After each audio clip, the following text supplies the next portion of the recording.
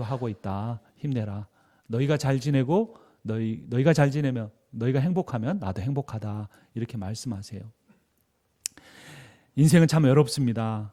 최근 조사에 따르면 혼자 사는 노인이 135만 명이라고 합니다. 한국에. 그중에 생계가 어려운 분들이 35만 명이라고 합니다. 한 신문 기사에 따르면 옥수중앙교회 호용환 목사님이 지인들의 후원으로 2003년부터 옥수동과 금호동에 사는 독거노인 100여 명에게 매일 아침 우유를 배달하기 시작했습니다. 참고로 이 옥수중앙교회는 제가 신학교 다닐 때 교육전도사로 섬겼던 곳입니다. 근데 이 목사님께서 그렇게 하시는 이유는 이 다리와 허리의 통증으로 인해서 걷기조차 힘들어하시는 어르신들에게 칼슘이 든 우유를 대접하는 것입니다. 또 하나는 뭐냐면 이분들이 혼자 사시다 보니까 아파도 누가 모르고 심지어는 돌아가신 다음에도 한 달, 두 달 후에 발견되는 일들이 있다는 겁니다. 근데 매일 우유를 하나씩 갖다 드리면 그 우유가 그 봉지에서 없어졌으면 이분이 우유를 드셨구나 이러는 거예요. 근데 우유가 2개, 3개 쌓이면 아프시구나. 더 많이 쌓이면 혹시 무슨 일이 있을지도 모른다는 것을 발견할 수 있는 거죠. 그래서 고독사를 방지하려고 그 사역을 시작했다는 것입니다.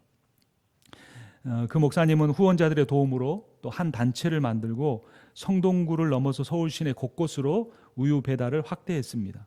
그래서 작년 2019년에는 그 단체가 서울 시내 16개구 2,000가구 독거노인들에게 매일 아침 우유를 배달하고 있습니다. 이거는 무려 1년에 7억 원가량, 그러니까 한 70만 불가량 드는 사업입니다. 여러분 한국이 배달 잘하는지 아시죠? 그 배달의 민족이라는 앱을 만들어서 성공한 창업가가 있는데 그 창업가가 여기에 동참을 합니다.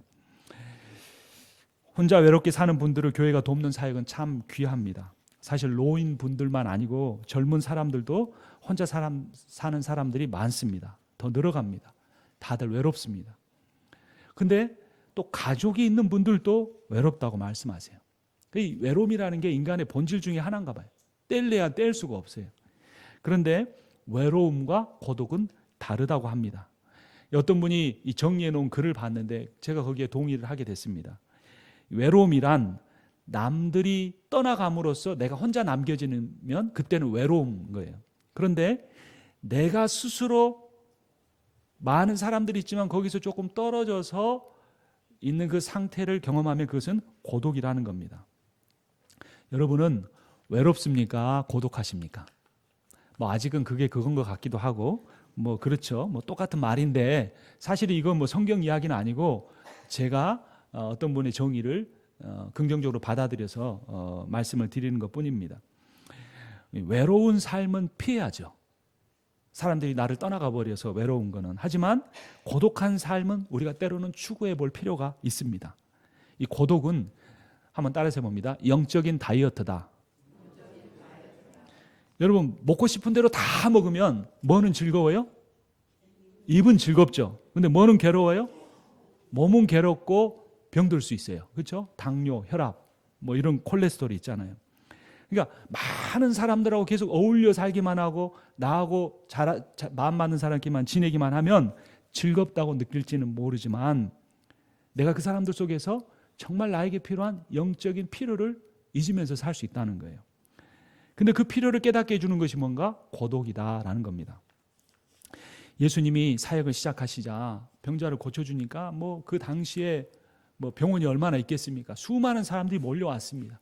귀신 들린 사람들도 왔습니다. 예수님께서 다 그들을 고쳐주셨습니다. 그러자 더 많은 사람들이 몰려들었고 예수님의 인기가 하늘을 향해 치솟았습니다. 그런데 이상하게 예수님은 그들과 함께 어울리는 시간을 그렇게 즐거워하지 않으셨습니다. 특히 새벽에는 그토록 사랑하시는 제자들과도 떨어져 혼자 지내는 고독한 시간을 가지셨습니다. 예수님이 좀 사람들하고 잘 못 어울리시는 장애를 좀 가지셨나 그런 생각이 들기도 합니다. 자, 오늘 성경 본문 마가복음 1장 35절을 같이 읽겠습니다. 새벽 아직도 밝기 전에 예수께서 일어나 나가 한적한 곳으로 가사 거기서 기도하시더니 언제 일어나셨어요? 새벽에 아주 어수름할 때 어디로 가셨어요? 한적한 곳으로 가셨어요. 사람이 없는 곳. 부부가 매일 함께 살아도 마음속 깊이 있는 생각을 대화로 나누지 않으면 사실 모두 외롭습니다. 우리 교회는 어떻습니까? 몇십 년을 어떤 분들은 같이 신앙생활을 이 교회에서 하셨어요. 그런데 그런 교우들끼리 얼마나 이 마음속에 있는 이야기를 나눌 수 있는가. 그렇게 생각해 보면 인생은 참 외롭습니다. 속 이야기 했다가 괜히 또 문제가 되기도 하니까. 우리가 힘든 이민 생활을 하면서 매일매일 살다 보니 벌써 자식들은 다른 지역으로 떠나고 우리가 나이가 들었습니다. 그런 가운데 인생의 중요한 시기가 다 지나가 버린 것 같습니다. 그렇게 생각해도 인생이 참 외롭습니다. 여러분의 인생에 있어서 가장 중요한 때는 언제라고 생각하십니까? 이제까지 자녀를 위해 힘든 직장 생활도 견디고 지내왔는데 또 버티고 있는데 자녀들도 공부를 위해 취직을 위해 다른 도시로 가버리고 나면 인생은 더 외로울 것 같습니다. 여러분의 인생에서 가장 중요한 사람은 누구입니까? 여러분이 미국으로 이민 와서 정말 감사한 것은 예수를 믿고 그리스도인이 된 것일 겁니다. 그래서 신앙생활을 가장 중요한 일로 여기고 교회 봉사도 열심히 해왔는데 오히려 교회에서 상처를 받을 때 참 그때도 인생이 외롭다 이런 생각을 하게 됩니다. 여러분의 인생에서 가장 중요한 일은 무엇입니까? 여러분 제가 질문을 몇 가지 했습니까? 3가지 했습니다. 인생에서 가장 중요한 때가 언제인지, 인생에서 가장 중요한 사람이 누구인지, 인생에서 가장 중요한 일이 무엇인지, 그 질문에 대한 답을 한 이야기에서 찾았습니다. 한 왕이 방금 제가 말씀드린 3가지 질문을 받았습니다. 이 왕이 처음에는 질문에 대답을 못했습니다. 바로 그날 저녁 왕궁을 거닐다가 이 칼에 맞아서 피를 흘리고 있는 한 사람을 발견했습니다. 왕은 그를 데려다가 정성껏 약을 발라주고 치료해서 회복시켰습니다. 나중에 알고 보니까 그 사람은 자기를 죽이려고 온 암살자였습니다. 이 암살자가 왕의 사랑에 감복을 받아서 그의 충신이 되었습니다. 그리고 나중에 왕과 나라가 위기에 처했을 때 자기의 목숨을 걸고 싸워서 그 왕과 나라를 구했습니다. 왕이 이 일들을 경험하고 나서 그 3가지 질문에 대답을 할 수 있었다고 합니다. 우리의 인생에서 가장 중요한 때는 언제입니까? 한번 따라서 합니다. 바로 지금입니다. 우리 인생에서 가장 중요한 사람은 누구입니까? 한번 따라서 합니다. 바로 지금 내 옆에 있는 사람입니다. 바로 지금 내 옆에 있는 사람입니다. 인생에서 가장 중요한 일은 무엇입니까? 바로 지금 내 옆에 있는 사람을 사랑하고 섬기는 것입니다. 그 옆에 있는 사람이 누구였어요? 왕 옆에 있는 사람이? 자기를 죽이려고 온 사람이었어요.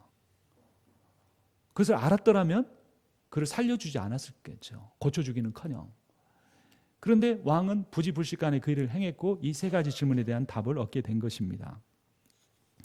우리가 이 3가지 질문에 대한 답에 적극적으로 동의하고 그대로 살아낼 수 있다면 우리 인생에서 외로움은 떠날 수 있습니다. 그러니까 우리가 먼 미래가 아니라 바로 지금 이 순간을 성실하게 살면 된다는 것입니다. 과거에 대해서 너무 후회하지 말고 고칠 수 없잖아요. 미래 너무 염려하지 말고 염려로 고칠 수 있는 거, 바꿀 수 있는 거 아무것도 없잖아요. 지금 이 순간 성실하면 된다는 겁니다. 또 좀 내 이 외로운 인생을 누구를 만나면 조금 달라질까? 그래서 한국에서는 참 설교 단상에서 말하기 힘든 일이지만 이 중년 이후에 불륜의 문제들이 심각하다고 합니다. 그게 그 육적인 욕망이 아니고 사실은 이 영적인 욕망 때문에 그러는 거예요. 내 외로움을 좀 달래볼 수 있을까? 이것 때문에 그런 유혹에 인터넷에서부터 시작해서 하나하나 빠져들어가서 나중에 걷잡을 수 없게 된다는 것입니다. 근데 사실 알고 보면 나에게 상처 준 것 같은 사람 같지만 내 옆에 있는 사람이 가장 중요한 사람입니다. 바로 옆에 있는 사람을 돌보고 그들을 판단하고 비판하는 것이 아니라 그들을 사랑하고 섬길 때 어느 순간인가 하나님이 주시는 평안과 기쁨이 가득 차게 된다는 겁니다. 그런데 사람들은 언젠가는 행복해지겠지 하면서 지금 이 순간 그 소중한 거를 다 흘려보내는 거예요. 가족들하고 지금 식사 한번 하는 거, 요 밥상 자리가 얼마나 중요한 건지를 알아야 되는데 그냥 흘려보내면서 이야기 없이 관심 없이 밥 먹고 끝난다는 것입니다. 또 누군가를 만나면 행복해지겠지 하면서 내 옆에 있는 사람이 나에게 준 상처만 기억하고 마음의 문을 딱 닫아버리고 필요한 말 외에는 안 하는 거예요. 포기해버리는 거예요. 이 사람 이런 사람이야 단정하고 살아버리는 거예요. 부부간에도 그렇고 부모 자녀간에도 그렇고 교우간에도 그래요. 그런데 내 옆에 있는 사람이 가장 소중하다고 생각하기 시작하면, 기도를 통해 그 마음을 갖게 되면 자기를 죽이려 온 사람이 자기를 살리는 그런 놀라운 일을 경험하게 된다는 것입니다. 이러한 사실들을 깨닫기 위해서 우리에게 가장 필요한 것이 무엇인가? 따라서 합니다. 고독이다. 스스로 감당할 수 없을 정도의 고독을 경험하게 될 때에야 우리는 이러한 근본적인 문제들에 대해서 답을 던지고, 우리는 늘 습관적으로 살거든요. 근데 그 습관에서 벗어나서 진짜 중요한 것을 깨달아가기 시작한다는 겁니다. 혼자 있는 시간이 필요합니다. 사람들이 나를 떠나감으로써 홀려 남겨지는 외로움이 아니고 내가 스스로 나 혼자만의 시간을 갖는 것입니다. 그런데 사람은 혼자 있으면 시험에 빠집니다. 그러니까 그것은 고독한 것이 아니라 외로운 것이죠. 그러니까 외롭지 않고 고독한 건 뭐냐면, 내가 사람들을 떠나서 혼자 있지만 바로 누구하고 함께하는 시간을 갖느냐? 하나님과만 함께하는 겁니다. 모든 사람을 떠나서 모든 문제를 내려놓고 모든 걱정을 하지 않은 상태에서 하나님만 만나는 시간을 갖는다는 겁니다. 그래서 고독이란 사람들로부터는 떨어지지만 하나님과는 더 깊이 함께하는 시간을 갖는 상태입니다. 사람은 외로워서는 안 되고 고독해야 합니다. 외로움은 사람을 우울증에 빠지게 하지만 고독은 사람을 영적으로 성숙하게 해서 하나님을 의존하고 사람들을 사랑하며 살게 만듭니다. 근데 고독도 고통스러워요. 근데 고통스럽긴 하지만 나쁜 것이 아니에요. 왜냐하면 고독할 때에야 인간은 하나님을 만날 수 있기 때문입니다. 아니, 반대로 하나님을 만나기 위해서는 나를 고독의 자리로 몰고 가야 돼요. 그래서 하나님이 모세를 광야로 이끌고 가셨고 예수 그리스도도 광야로 이끌고 가셔서 하나님만 바라보는 시간을 갖게 하신 겁니다. 예수께서는 기도의 자리를 고독한 자리로 삼으시고 우리에게도 삼으셨고, 우리에게도 그 기도의 자리를 고독한 자리로 만들라고 말씀하십니다. 마태복음 6장 6절에 보면 기도에 대해서 부정적인 면을 이렇게 말합니다. 또 너희는 기도할 때 외식하는 자와 같이 하지 말라. 그들은 사람에게 보이려고 회당과 큰 거리 여기에 서서 기도하기를 좋아하느니라. 내가 진실로 너희에게 이르노니 그들은 자기 상을 이미 받았느니라. 너는 기도할 때 내 골방에 들어가 문을 닫고 은밀한 중에 계신 내 아버지께 기도하라. 은밀한 중에 보시는 내 아버지께서 갚으시리라. 아멘. 한 칼럼은 이 구절을 이렇게 해석했습니다. 우리의 영혼이 살기 위해서, 능력 있는 성도가 되기 위해서, 마지막 때 열매 맺는 성도가 되기 위해서 골방으로 들어가야 한다. 그런데 이 골방은 장소의 개념이 아니다. 구별의 문제다.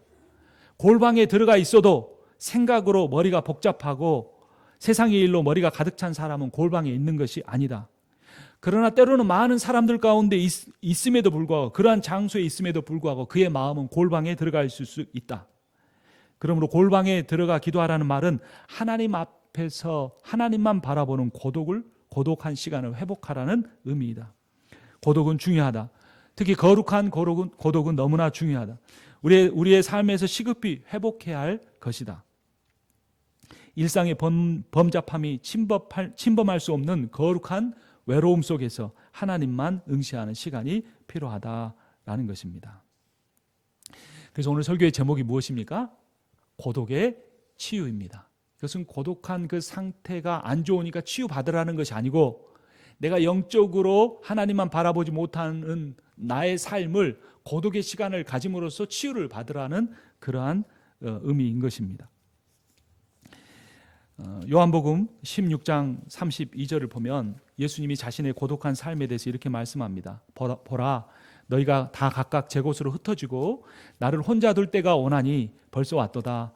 그러나 내가 혼자 있는 것이 아니라 아버지께서 나와 함께 계시느니라.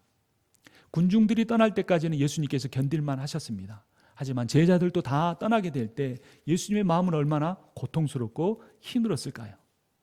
결국 예수님은 혼자 십자가의 길을 가셔야 했습니다. 그렇지만 예수님이 그 십자가의 길을 갈 수 있었던 비결은 하나님께서 자신과 함께 하신다는 사실을 고독의 시간을 통해, 사람들의 배신과 떠남을 통해 깨닫게 되신 겁니다. 십자가의 길은 모두에게 외면을 당하는 고독의 길이었습니다. 하지만 주님은 그 길을 가셨습니다. 이어지는 요한복음 16장 32절을 보면 예수님이 이렇게 말씀하십니다. 이것을 너희에게 이르는 것은 너희로 내 안에서 평안을 누리게 하려 함이라. 세상에서는 너희가 환난을 당하나 담대하라. 내가 세상을 이겼노라. 인생이 외롭고 또 고독한 시간을 보내지만 이 말씀을 믿고 내 인생에서 가장 중요한 시간이 골방의 시간을 갖는 것임을 믿고 고독한 기도를 드리는 사람에게 주님께서 세상을 이기는 능력을 부어 주실 것입니다. 우리의 모든 환난이 제거된다는 것이 아닙니다. 환난 가운데 있지만 주님만 바라봄으로써 마음이 평안할 수 있다는 것입니다. 어떤 사람은 육신이 평안하고 자신의 소원이 다 이루어졌지만 그 마음 속에는 평안이 없는 사람이 있습니다. 그러나 고독의 시간을 통해 주님을 대면하고 주님 앞에 눈물로 기도하는 사람은 반드시 주께서 함께 하시고 그의 인생에 참 평안과 기쁨을 충만하게 하실 것입니다. 고독하면 기도하게 됩니다.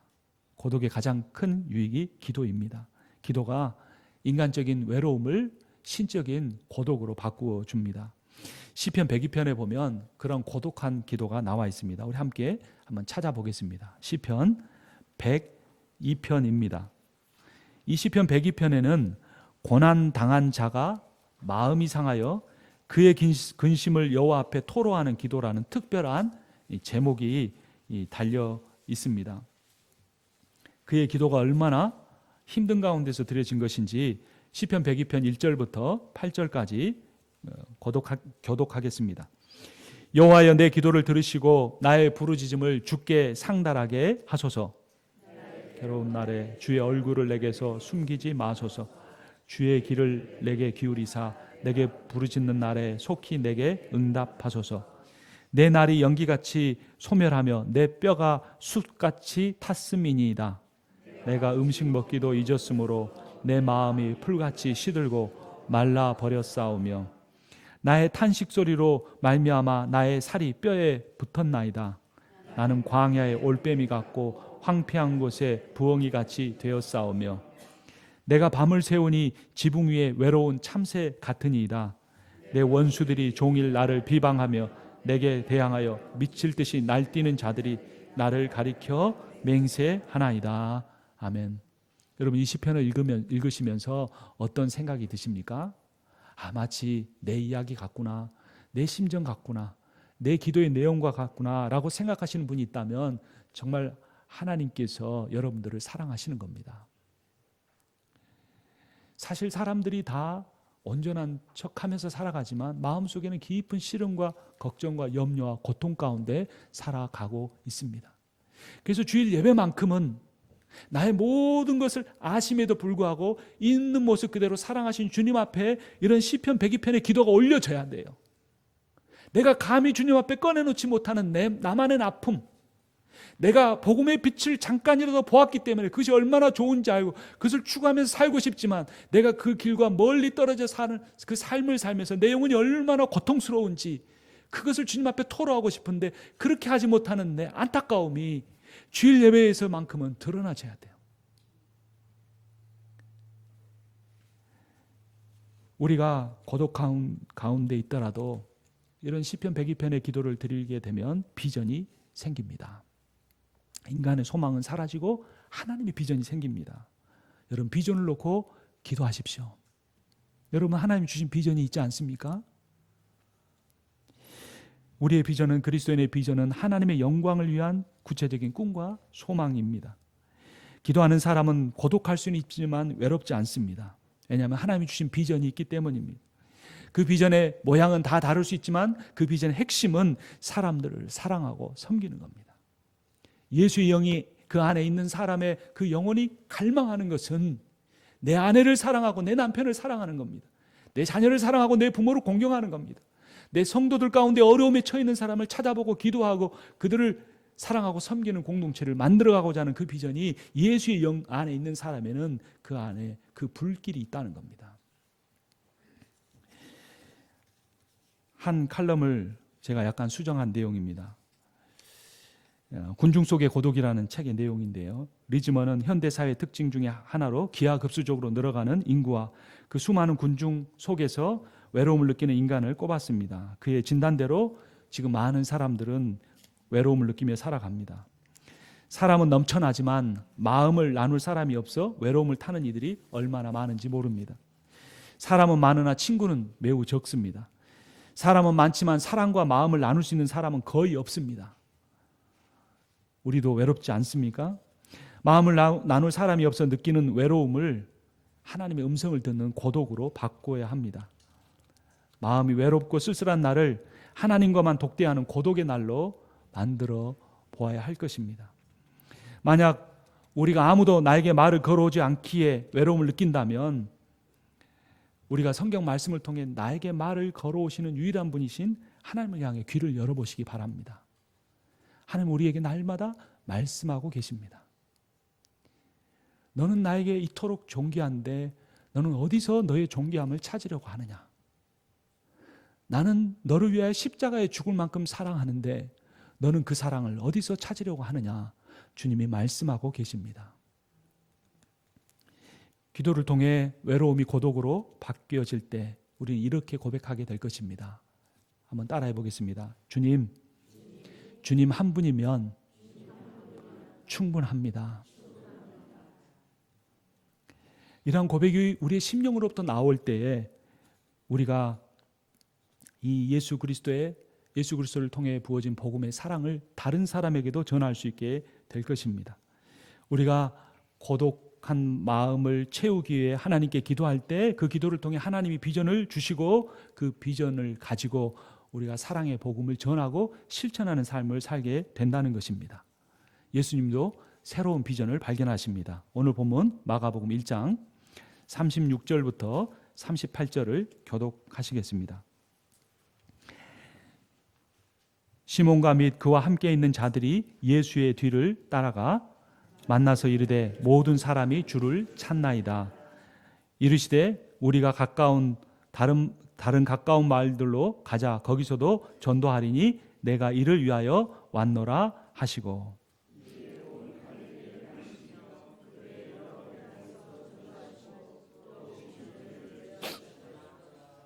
아멘.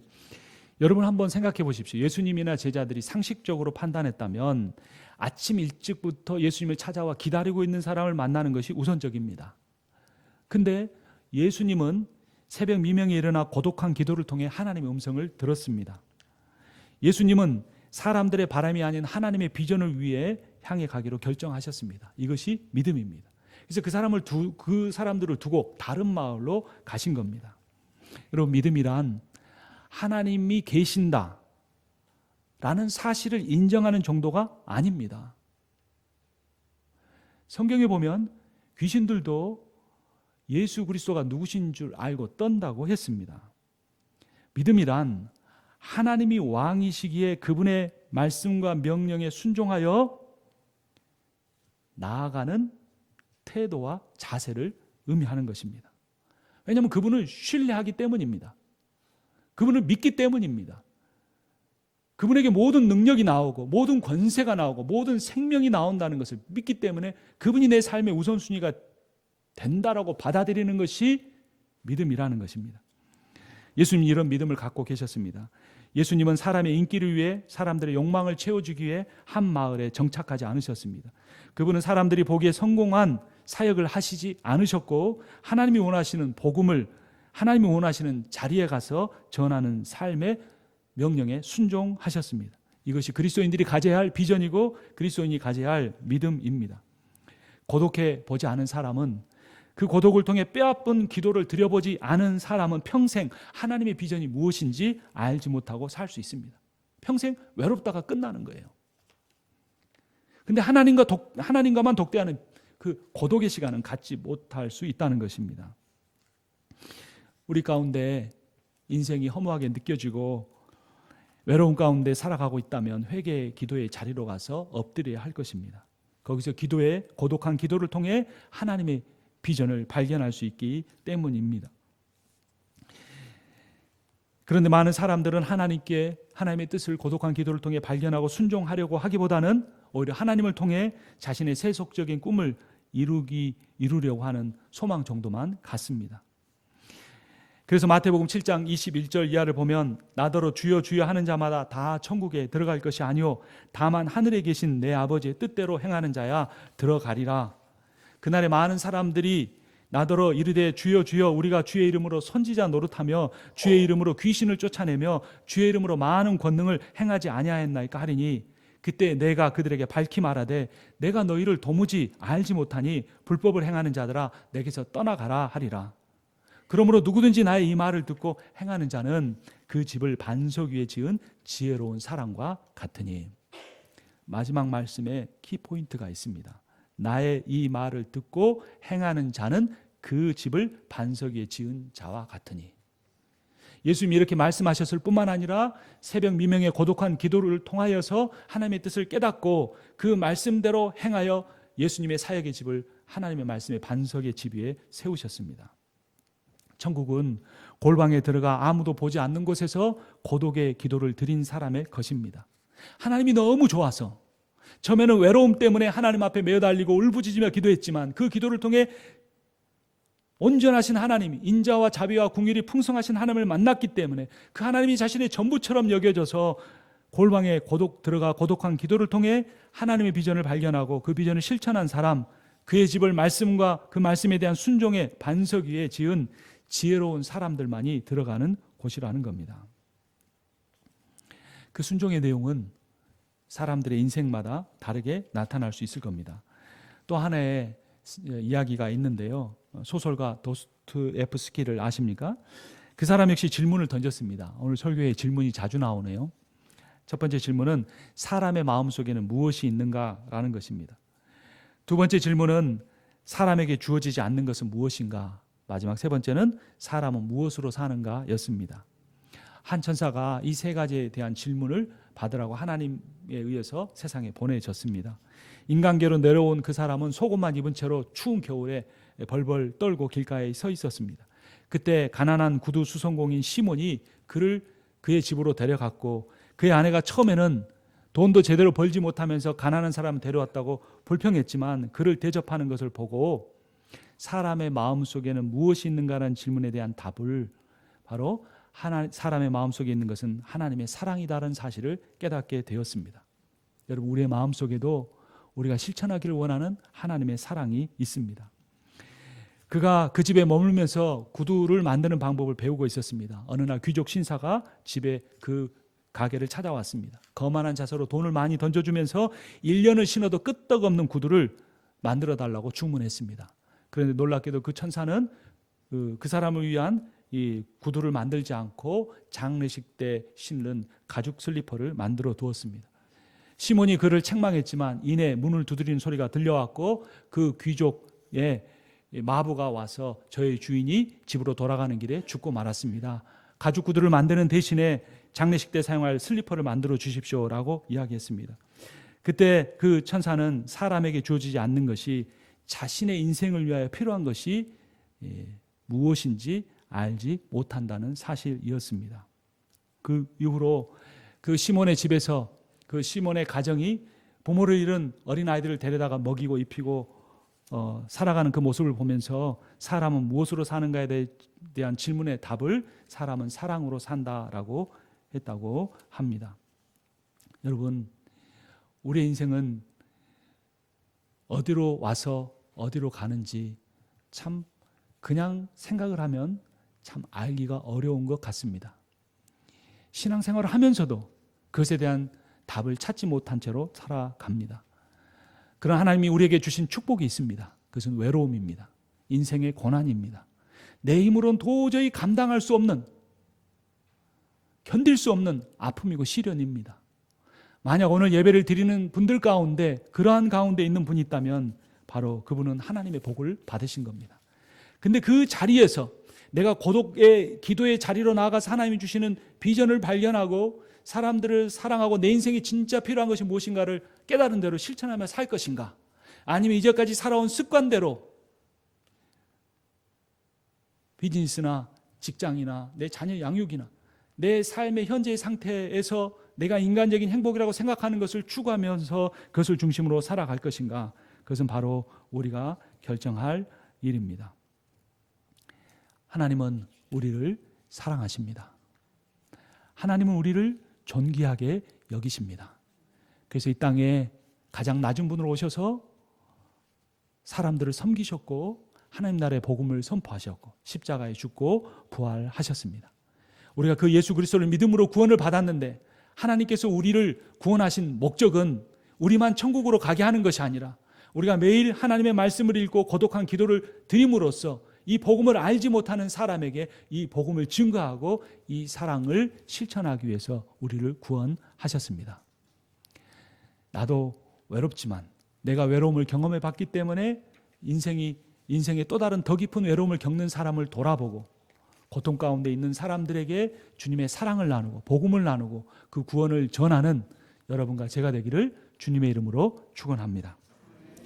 우리 함께 찬양하겠습니다. 내가 주인 삼은 모든 것 내려놓고